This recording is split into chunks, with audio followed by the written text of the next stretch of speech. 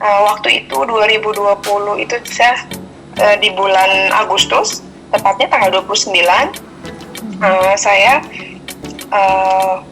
mengadakan gelar fashion show tunggal yang bertema senja.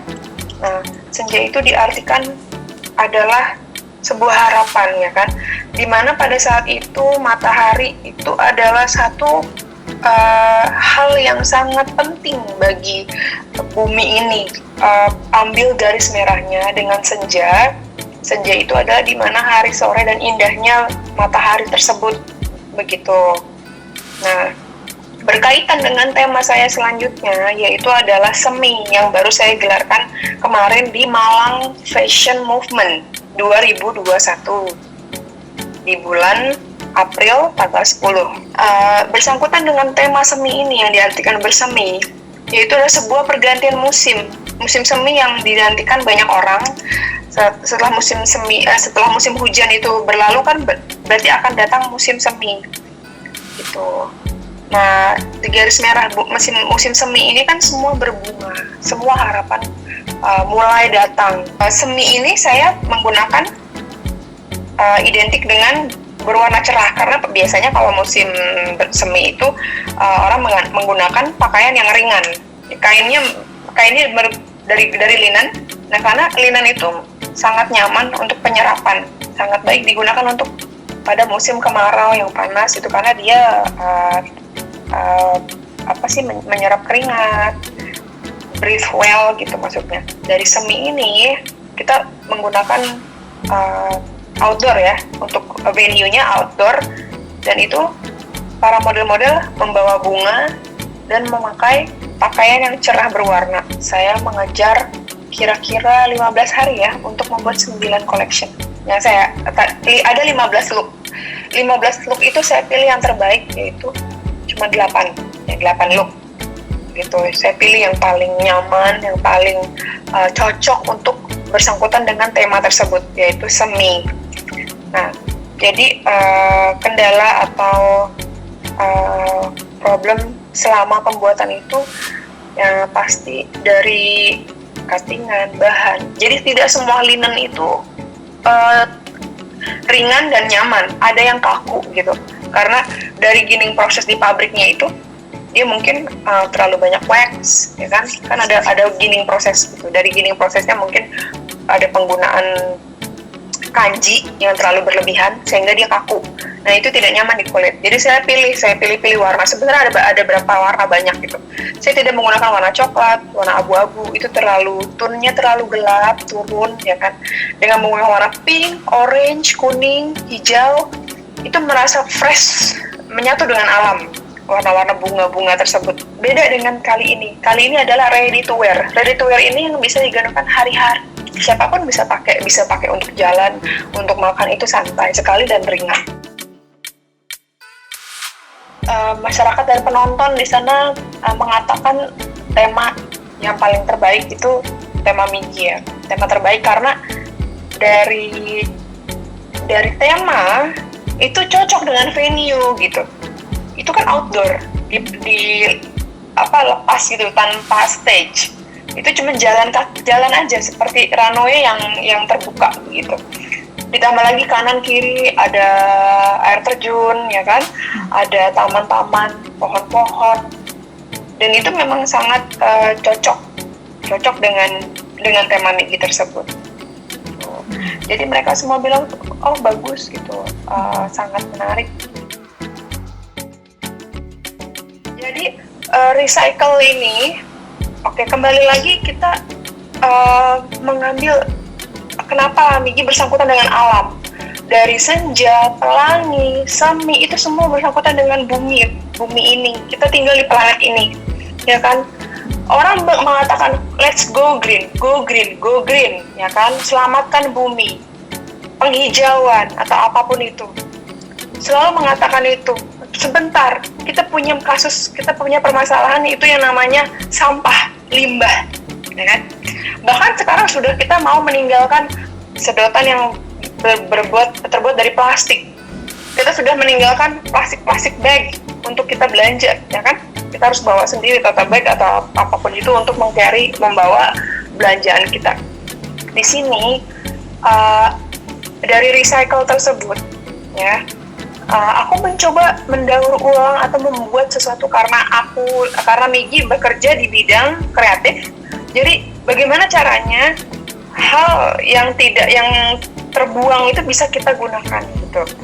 Nah, jadi si botol-botol recycle ini kan aku bersihin, ya, dibersihkan, dikupas ya kulit-kulitnya semua, lalu kita cek, lalu kita painting. Nah, rencana itu ke depan, karena Migi punya rencana untuk membuat kreatif sekolah ya, bersama dengan seniman mengajar. Semoga ini terlaksana nanti entah di akhir tahun 2021 ya, atau nanti di awal 2002. Migi sedang merancang program ya bersama teman-teman volunteer yang memang mau membantu dalam bidang kreatif untuk mengajar anak-anak begitu. Untuk sekolah ini seperti sekolah terbuka lah ya, hanya kita belajar sambil bermain. Nah, tidak hanya botol, rencana Migi itu melukis, menggambar, membuat prakarya, apapun itu bentuknya. Untuk anak-anak itu kan termasuk lagi ada satu lagi pottery, pot yang membuat pot dari tanah liat. Ingin membuka juga ya dari botol-botol yang sedang Migi karyakan sekarang ini, itu ingin membuka juga namanya art therapy. Jadi sebenarnya dengan melakukan hal kecil saja ya, membuat apapun itu, melukis itu kan tidak harus sesuai dengan apa yang kita mau, coret-coret aja juga bisa gitu. Yang penting botolnya sudah ada, bersih, sudah dicat, mereka mau pilih mau warna apa, dari warna tersebut saja sudah bersangkutan dengan mood gitu ya, dan itu bisa mempengaruhi mood. Dan dalam melakukan hal kecil seperti itu di rumah, itu kan do things ya kan, melakukan sesuatu itu bisa menghealing atau menyembuhkan beberapa hal yang merasa kita bosan banget sih. Selain nonton TV di rumah dan makan dan lain-lain, ternyata ada yang namanya art therapy. Jadi art therapy ini terapi art ya, kita bisa melakukan satu kegiatan, satu perkumpulan, tapi Migi usahakan itu nanti terus mengikuti protokol ya. Ya harus tidak boleh berkumpul dalam satu tempat, tiba-tiba ada yang COVID ya kan, lalu menularkan yang lain. Nah, itu juga harus dijaga. Nah, dari bukan hanya botol tapi juga tanah liat ya untuk bikin pot, dan juga membuat candle atau melukis di atas kanvas atau apapun itu. Program tersebut Migi sedang rancang, juga ingin bekerja sama dengan para seniman mengajar, yaitu menari, bernyanyi. Nah, dari hal-hal tersebut, itu program yang sedang Migi harap semoga di akhir tahun ini Migi bisa melanjutkan dan maksudnya bisa menjalankan itu di akhir tahun, semoga. Jadi sebenarnya ini suami saya kan seorang arsitek. Nah, suami saya membangun rumah joglo ini mungkin ya termasuk, ini kan peninggalan budaya yang harus dipertahankan sebelum mereka punah. Ada satu joglo yang memang agak tinggi ya, seperti panggung. Semoga saja nanti dengan para seniman mengajar kita bisa melakukan kegiatan positif aktivitas tersebut di rumah joglo tersebut gitu. Jadi di rumah joglo ini tidak hanya untuk anak-anak melukis, menggambar, nanti kita siapkan semua ya equipment atau alat-alat untuk mereka belajar, tapi juga kita ingin mengundang guru tari supaya mereka bisa belajar menari daerah. Jadi tidak hanya untuk kreativitas, itu kan banyak ya. Jadi menari daerah, untuk bernyanyi juga itu tidak boleh kita tinggalkan. Kita tetap mempertahankan budaya Indonesia yang memang mungkin tergulung oleh modernisasi. Makna pendidikan itu sangat penting, terutama ini ada kalimat yang namanya belajar sampai ke liang kubur. Berarti tidak ada limit untuk belajar. Tetapi di Indonesia ini sudah ada beberapa hal yang kalau kita bilang dia sudah tidak bisa belajar karena fokusnya sudah bekerja. Ya kan, ada kategori seperti itu. Kenapa kita berfokus kepada anak-anak? Anak-anak ini kan brainnya masih fresh ya untuk menerima informasi pelajaran. Alangkah baiknya kita menanam apapun itu dari biji, ya kan? Dari biji-biji tersebut kan itu benih yang akan nantinya tumbuh. Itu terjadi kepada saya.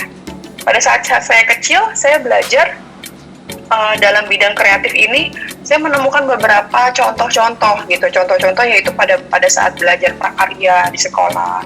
Lalu ada yang namanya para mahasiswa yang magang masuk ke desa-desa, dan saya bertemu mereka, belajar botani, belajar juga. Nah, itu salah satu edukasi yang sangat penting. Saya itu terikat, semelekat sampai sekarang. Jadi, apapun bentuknya, selama itu edukasi, itu sangat penting untuk kemajuan Indonesia. Harapan ke depan itu yang pasti adalah kemajuan di mana bukan hanya untuk sekedar area yang terpencil, ya kan, juga untuk seluruh Indonesia bisa maju seperti negara-negara lain. Itu dimulai dari edukasi, sangat penting. Kalau pengetahuannya kurang, betul kalau dibilang, loh, kenapa sih kok susah banget di Indonesia, kenapa sih banyak tidak keadilan di Indonesia, ketidakadilan, ya karena kembali lagi ke edukasi. Itu yang paling penting. Harapan saya dari bidang yang saya tekuni ini, semoga bisa menghasilkan sesuatu yang lebih bermakna untuk negara, bukan hanya untuk diri saya sendiri. Harapan pastinya dilihat oleh pemerintah, ditengok, tapi kita tidak meminta dulu. Yang kita harus lakukan adalah kita lakukan dulu ya program tersebut. Kalau sudah berjalan, semoga nanti pemerintah juga akan mensupport. Dalam support tersebut ya kita belum bisa meminta apapun itu. Kita hanya ingin coba dimulai dari sekarang, dimulai dari diri sendiri dulu. Lalu kalau memang perlu bantuan dari pemerintah, kita akan ajukan itu nanti. Jangan sekarang tiba-tiba, Pak, saya perlu bantuan, Pak, saya perlu ini, Pak, saya perlu itu. Ya, programnya mana, proposalnya mana, ya apa saja program yang sudah dilakukan. Kalau minta-minta doang semakin gampang. Tapi kan kita harus membuktikan apakah kita sudah melakukannya. Gitu. Inilah contoh yang sudah kita lakukan. Kalau ditengok syukur, kalau enggak ya terus saja. Itu adalah hal yang positif yang memang sudah direncanakan untuk kemajuan dan masa depan bangsa.